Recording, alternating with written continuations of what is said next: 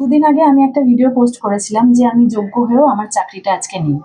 কিন্তু ওখানে অনেকেই কমেন্ট করেছেন যে সিম্পাথি অর্জন করার জন্য নাকি আমি ভিডিওটা পোস্ট করেছি। ভালোই হয়েছে, শিক্ষকদের চাকরিটা চলে গেছে। আর আপনি যে টাকা দেননি তার কি প্রমাণ আছে?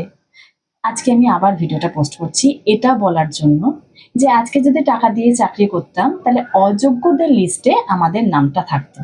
আর আরেকটা কথা বলে দিই, সিম্পাথি অর্জন করার জন্য আমি কোনো ভিডিও পোস্ট করিনি, কারণ আপনাদের সিম্পাথি অর্জন করে আমার সংসারটা চলবে না।